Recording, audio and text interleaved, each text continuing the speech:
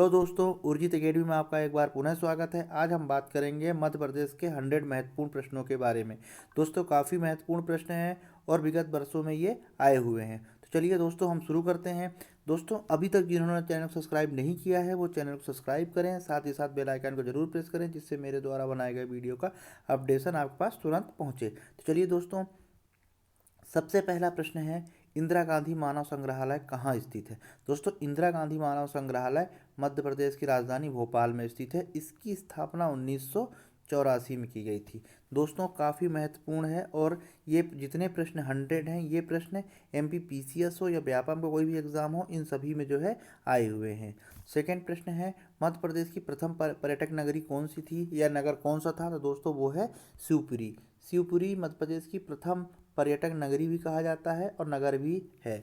तीसरा नंबर का है कि रामायण कला संग्रहालय कहाँ स्थित है। तो दोस्तों रामायण कला संग्रहालय मध्य प्रदेश के ओरछा, जिसे अब निवाड़ी जिला के अंतर्गत आने लगा है, ओरछा में स्थित है। जैसा कि मैंने पिछले वीडियो में बताया था कि इस समय पे ग्वालियर और ओरछा बहुत ही महत्वपूर्ण टॉपिक है, क्योंकि 7 दिसंबर 2020 को यूनेस्को ने अपनी धरोहर सूची में शामिल किया है। फोर्थ नंबर का जो प्रश्न है, भारत भवन के वास्तुकार, भारत भवन जो है उसका वास्तुकार कौन थे। तो दोस्तों भारत भवन के वास्तुकार जो है चार्ल्स कोरिया है। भारत भवन के अलावा जो है जो विधानसभा है, इसके अलावा पर्यावास भवन है, इनके भी जो है वास्तुकार चार्ल्स कोरिया ही है। इसका जो फिफ्थ नंबर का है, मध्य प्रदेश के पुराने विधानसभा किस नाम से जाना जाता है। तो दोस्तों जो पुरानी विधानसभा है उसे मिंटो हॉल के नाम से जाना जाता है। मिंटो हॉल के नाम से इसलिए जाना जाता है क्योंकि 1909 में जब भारत स्वतंत्र नहीं हुआ था उस समय जो वायसराय थे जॉर्ज मिंटो, वो भोपाल में आए हुए थे और उन्हीं के उसमें जो है इसका नाम जॉर्ज मिंटो पड़ा। हम 6 नंबर का देखते हैं, मध्य प्रदेश में किस प्रकार के वन पाए जाते हैं। तो दोस्तों मध्य प्रदेश में उष्णकटिबंधीय मानसूनी वन पाए जाते हैं। दोस्तों में जो 100 प्रश्न है बहुत ही महत्वपूर्ण है और ये एमपी पीसीएस से व्यापक में, मैं फिर से एक बार रिपीट कर रहा हूँ, ये आए हुए प्रश्न हैं। इस दृष्टि से जो है और महत्वपूर्ण है क्योंकि ये रिपीट हो सकते हैं। चलिए हम 7 नंबर का प्रश्न देखते हैं, मध्य प्रदेश की सांची का स्तूप कहाँ स्थित है। तो दोस्तों मध्य प्रदेश की सांची जो है रायसेन जिले में स्थित है। इसको सम्राट अशोक ने निर्माण तीसरी व चौथी शताब्दी में जो है ईसा पूर्व जो है इसका निर्माण करवाया था। इसके बाद जो है 8 नंबर का प्रश्न है, मध्य प्रदेश में मंडीदीप औद्योगिक क्षेत्र कहाँ है। तो दोस्तों ये रायसेन जिले के अंतर्गत आता है। दोस्तों इसमें जो ऑप्शन होगा भोपाल जरूर होगा क्योंकि ये भोपाल से लगा हुआ है, लेकिन जो है एक्चुअल में ये रायसेन जिले के अंतर्गत आता है। 9 नंबर का प्रश्न देखते हैं कि मध्य प्रदेश की प्रथम महिला न्यायाधीश कौन सी थी। तो वह है दोस्तों सरोजनी सक्सेना। सरोजनी सक्सेना। 10वें नंबर का प्रश्न है, RCVP नरोना प्रशासन अकादमी कहाँ स्थित है। भोपाल में है। दोस्तों ये एमपी पीसीएस में प्रश्न आया हुआ था और इसको 60% लोगों ने इसका आंसर रॉन्ग किया था, क्योंकि उसमें जो जिस तरह से उन्होंने प्रश्न पूछा था, ये जो शॉर्ट नेम है, इन शॉर्ट नेम को उन्होंने पूरे फुल फॉर्म में दे दिया था, तो इसलिए जो है उसमें मिस्टेक गलती हो गई थी। तो RCVP नरोना जो है प्रशासनिक अकादमी कहाँ स्थित है। वो है भोपाल की राजधानी, मध्य प्रदेश की राजधानी भोपाल में स्थित है।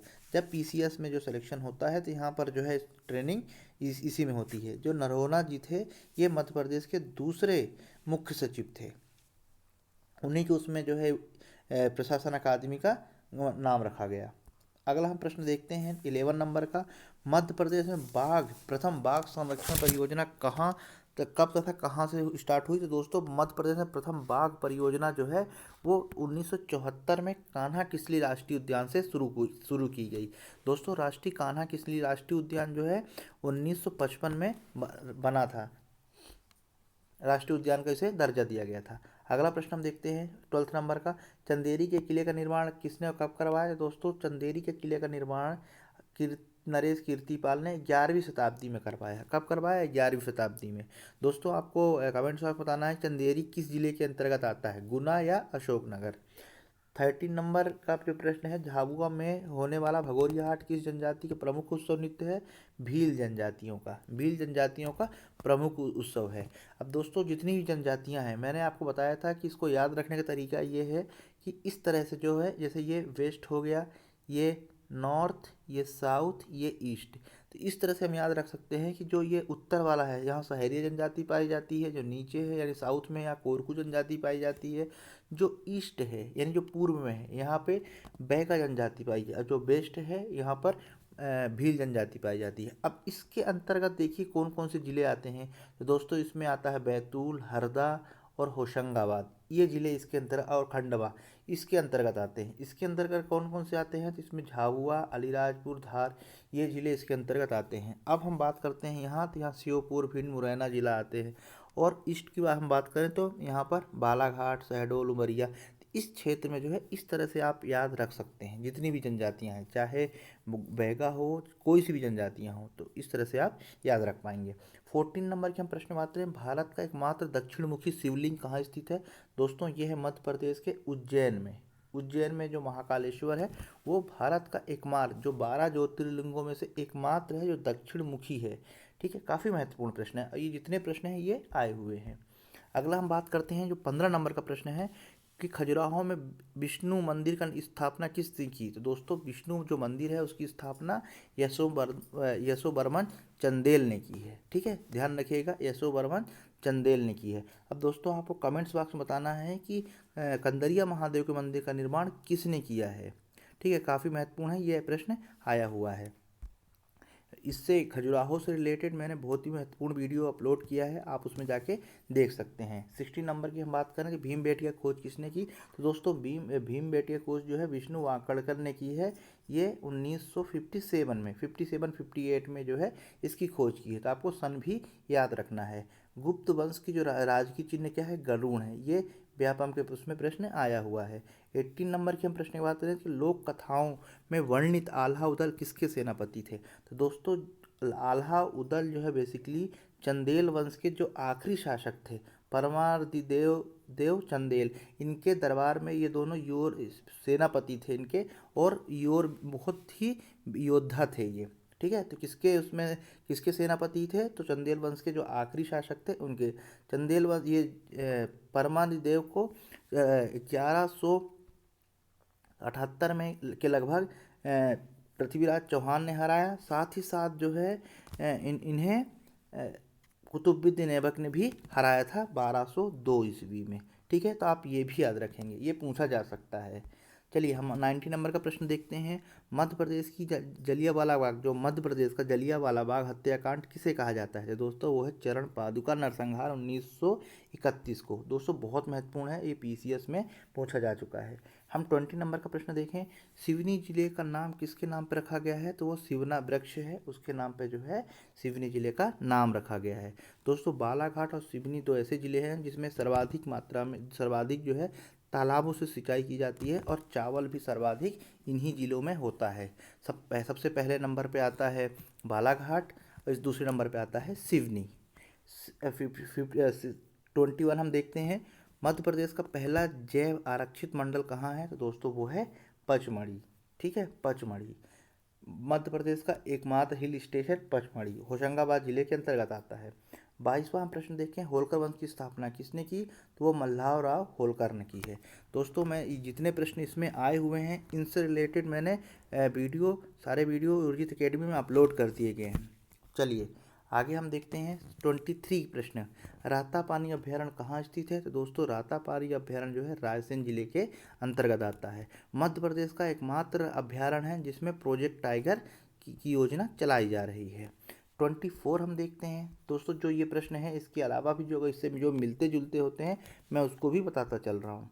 24 हम प्रश्न देखें तो 24 में जो कान्हा पालनपुर है, कुन्होपालपुर अभ्यारण्य है, ये श्योपुर जिले के अंतर्गत आता है। यहाँ पर जो गिर के जो शेर थे इनको यहाँ पर लाया जा रहा है। अब ये गिर कहाँ है, तो ये है गुजरात में नेशनल पार्क है। 25 जो हम बात करें, किस अभिलेख में सती प्रथा का उल्लेख मिलता है। तो दोस्तों एरन जो सागर जिले के अंतर्गत आता है, यहाँ पर किसका उल्लेख मिलता है, यहाँ पर मिलता है सती प्रथा का।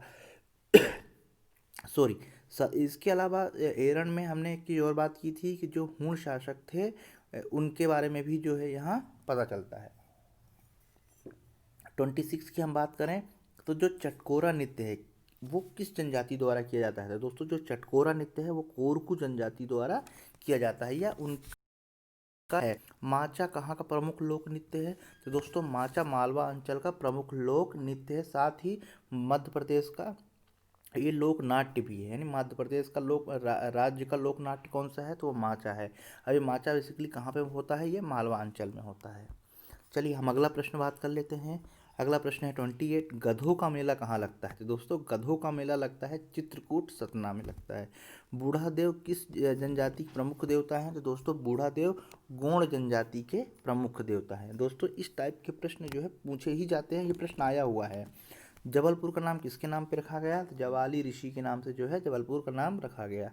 31 की हम बात करें तो मध्य प्रदेश की पहली नगर पालिका दतिया में, ठीक है, पहली नगर पालिका दतिया में और पहला नगर निगम जबलपुर में, दोनों याद रखेंगे। इसके बाद 32, राजा नल और रानी दमयंती का संबंध किस क्षेत्र से रहा है? तो दोस्तों शिवपुरी।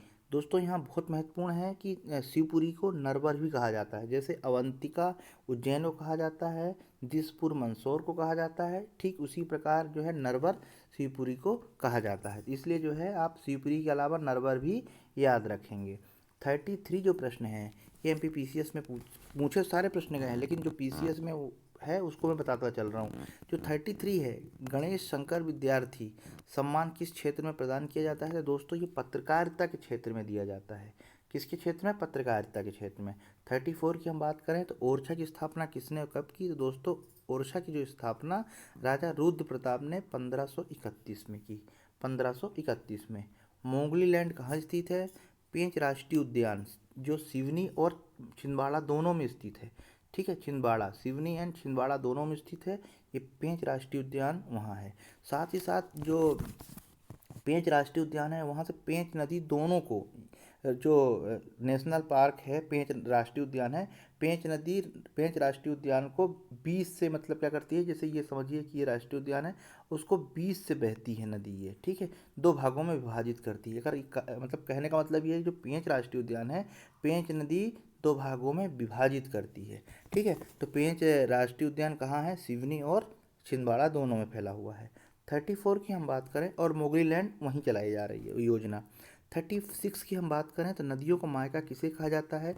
नदियों का मायका जो है मध्य प्रदेश को कहा जाता है। अब ये मायका क्यों कहा जाता है? तो दोस्तों बेसिकली पहले हम जानते हैं मायका क्या होता है। मायका वो होता है कि जहाँ से कोई चीज़ निकलती है कहीं और जाके रहती है। तो मध्य प्रदेश में यही है ना, जितनी नदियाँ हैं मध्य प्रदेश से निकलती हैं, लेकिन वो किसी दूसरे स्टेट में जाके बहती हैं या वहाँ से होके गुजरती हैं। इसीलिए जितनी भी नदियाँ हैं उसको इतनी नदियाँ हैं कि जो दूसरे स्टेट में जाती ही जाती हैं, इसलिए इन नदियों का मायका मध्य प्रदेश को कहा जाता है। चलिए हम 37 की बात कर लेते हैं। तो जंगलों को जलाकर भील जनजाति द्वारा की जाने वाली कृषि को क्या कहते हैं? तो दोस्तों चिमाता कहते हैं। बेसिकली इसे झूम कृषि भी कहा जाता है कि जब जंगलों को साफ करके खेती की जाती है और फिर अगले वर्ष दूसरी जगह पे जाके फिर से खेती की जाती है जंगलों साफ करके, पर यहाँ पर जो है इन जनजातियों को द्वारा नाम दिया गया है चिमाता। हम 38 की बात करें तो तात्या टोपे स्मारक कहाँ स्थित है? तो दोस्तों तात्या टोपे स्मारक शिवपुरी में स्थित है। 1859 में सिंधिया के सामंत मान सिंह द्वारा पकड़वा कर शिवपुरी में तात्या टोपे को फांसी दी गई थी 18 अप्रैल 1859 में। हम 39 प्रश्न की बात करें तो मालमपुर औद्योगिक क्षेत्र कहाँ स्थित है? दोस्तों ये भिंड जिले के अंतर्गत आता है। 64 योगिनी मंदिर कहाँ स्थित है? तो दोस्तों 64 योगिनी मंदिर मितावली मुरैना में स्थित है। हम 41 की बात करें तो चूलिया जलप्रपात कहाँ स्थित है? तो दोस्तों जो चूलिया जलप्रपात है वो चंबल नदी पर स्थित है। अब दोस्तों आपको कमेंट्स बॉक्स में बताना है कि मध्य प्रदेश का सबसे बड़ा जलप्रपात कौन सा है।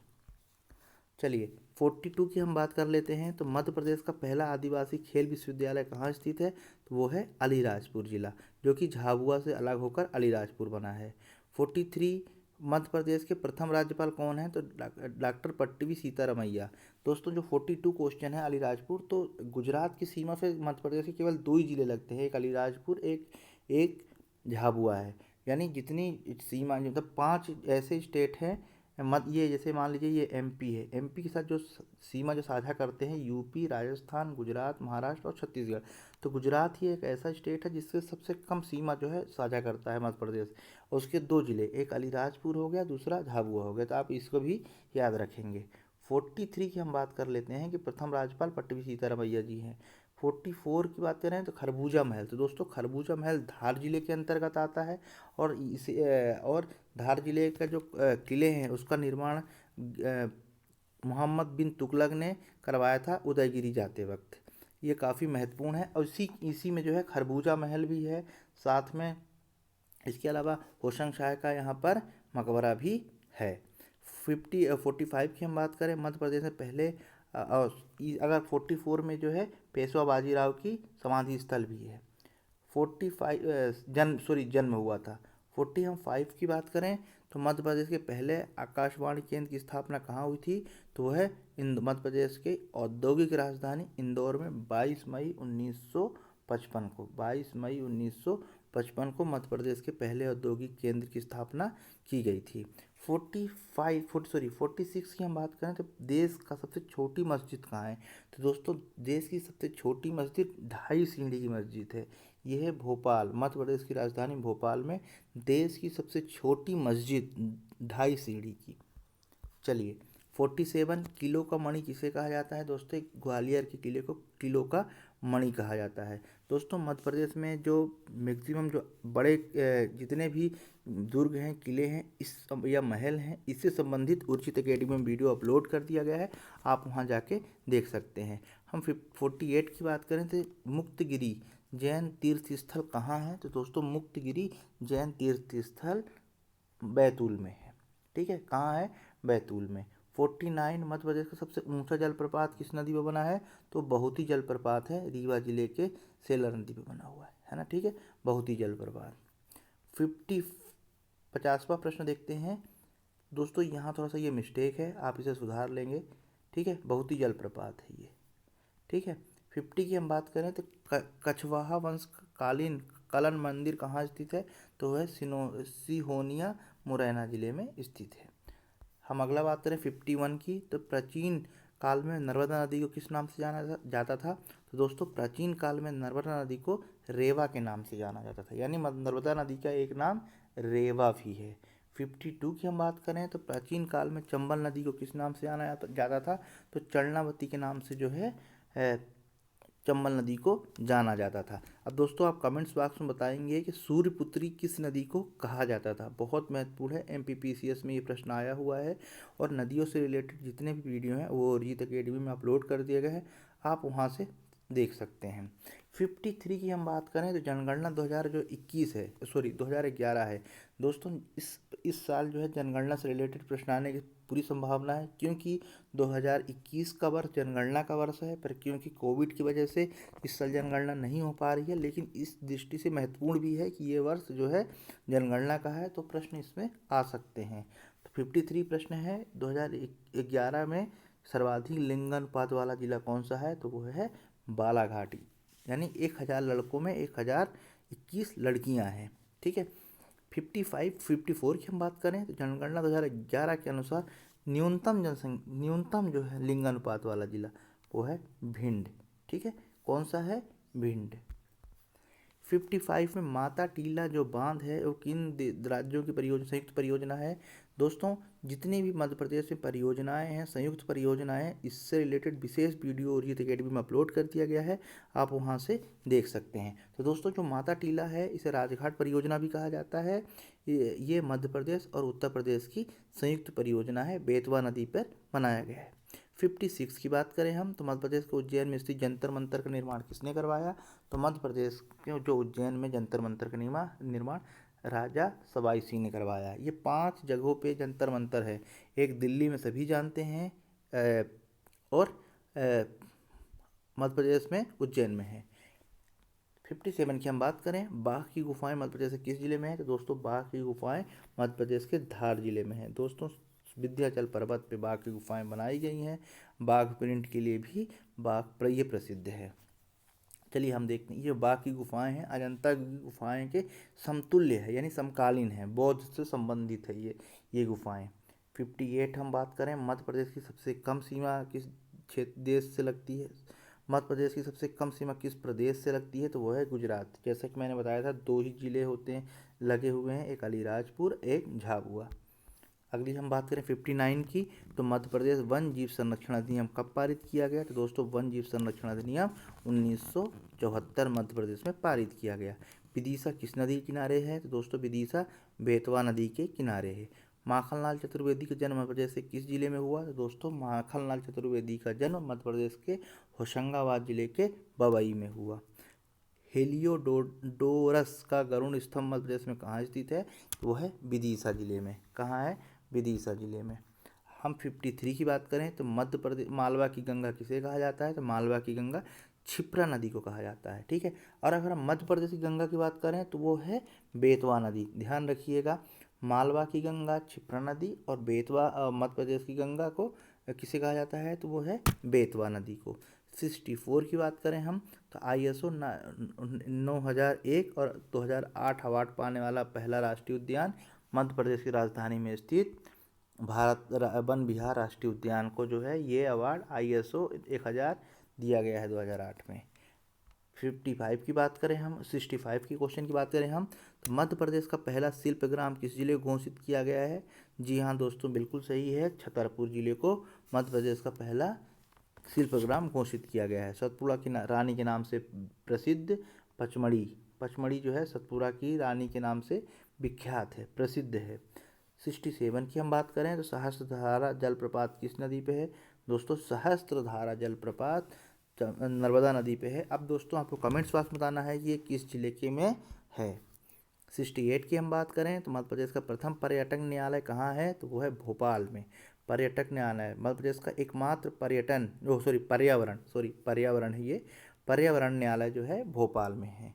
इसके बाद जनगणना 2011 के अनुसार जनसंख्या जो घनत्व है, यानी 1 किलोमीटर में जो जनसंख्या घनत्व कितनी है, वो 236 है।